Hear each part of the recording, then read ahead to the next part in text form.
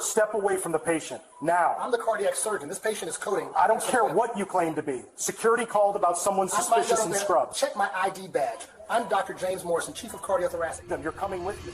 The hospital security cameras captured everything. Every single moment of what was about to become a $2.3 million lawsuit that would expose a decade of discrimination and send a decorated police officer to prison for felony assault. It was 11:47 p.m. on a Friday night when Dr. James Morrison was racing down the hallway of St. Catherine's Medical Center. A 58-year-old patient was in cardiac arrest, and Morrison was the only cardiothoracic surgeon in the building. He had exactly minutes to save this man's life. Dr. James Morrison was no ordinary doctor. At 41 years old, he was one of the most respected cardiac surgeons on the East Coast. He had graduated top of his class from Johns Hopkins Medical School, completed his residency at Massachusetts General Hospital, and spent 2 years doing groundbreaking research on minimally invasive heart surgery techniques. For the past 8 years, he had served as Chief of Cardiothoracic Surgery at St. Catherine's, one of the region's premier cardiac care centers. His patients included CEOs, politicians, and even a former governor whose life Morrison had saved during an emergency triple bypass. He had performed over 2,000 heart surgeries with a survival rate that was among the highest in the country.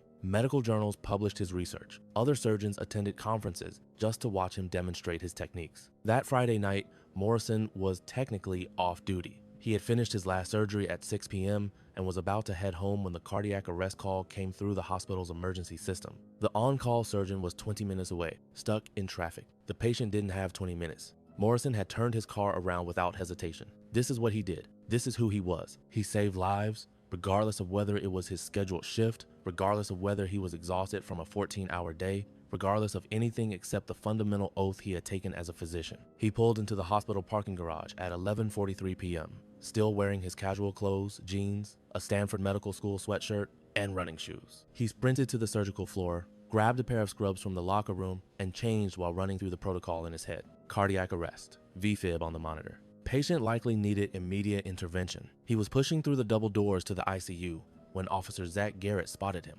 Officer Garrett had been with the Metro Police Department for 11 years. He was assigned to hospital security detail that night, a routine shift that typically involved escorting psychiatric patients or dealing with intoxicated individuals in the emergency room. His service record would later show something his supervisors had consistently ignored: 23 complaints over 11 years, with a pattern that couldn't be explained by coincidence. Garrett had been standing near the nursing station when he saw Morrison moving quickly through the hallway in surgical scrubs. Something about the sight triggered an assumption in Garrett's mind: a black man in scrubs, moving with purpose at midnight, not wearing a doctor's coat or ID badge in the usual visible position. Garrett didn't see a surgeon racing to save a life. He saw what his body